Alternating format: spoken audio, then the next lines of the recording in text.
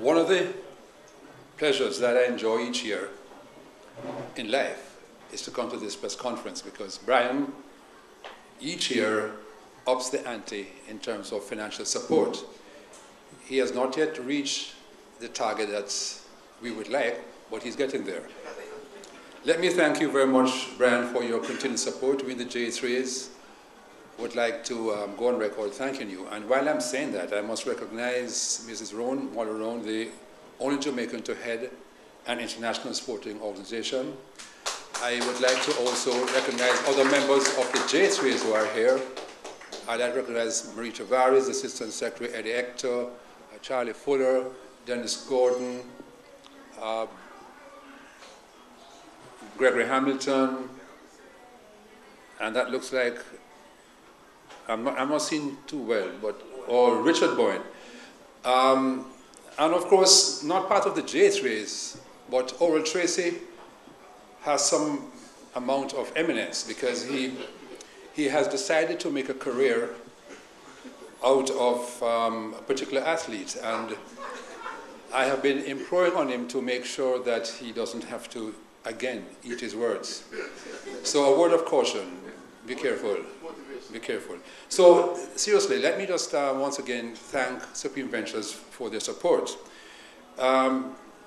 Jamaica's track and field is well poised in terms of where we have reached with our athletes. We behind the scenes have been seeking to support them by doing several things. One of such things is to raise funds so that we can do the things that associations do in terms of supporting our athletes.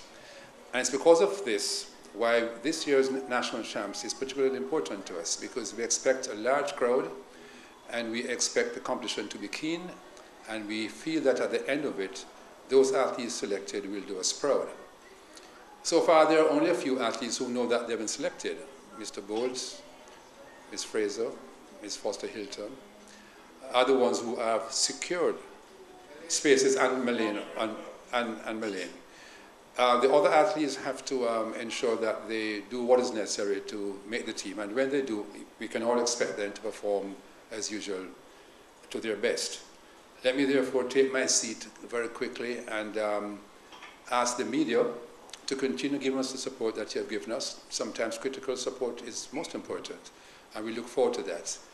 And the sponsors who are listening in who have not yet joined the track and field train or board the train, this is your chance not to be left behind. The rules are very clear. The IAAF, in its wisdom, has decided to give what they call a wild card to those athletes who won certain events, the previous World Championships. So those athletes fit into that category. So automatically, they are eligible to be competing at the championships.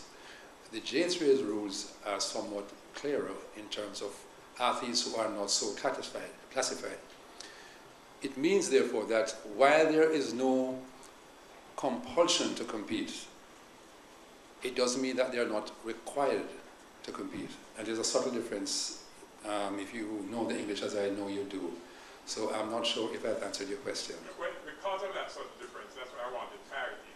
For Usain and the other athletes to make the team to represent Jamaica at the World Championships. But they're already on the team. So, whether or not so the question would be what? Are they required to participate at the national championship? In order to do what? To make the Jamaican. That's not a rule of the JAAA. Okay. Well, I read in other words, the rules are very clear. If you wish to be selected to represent Jamaica, assuming that you're not yet selected, clearly, but the IAAF rules supersede our rules. But only the IAAF rules supersede ours. No other rules do. I'm glad. When I read the rules, Howard, it was silent on that. We concur. See, you answered yourself.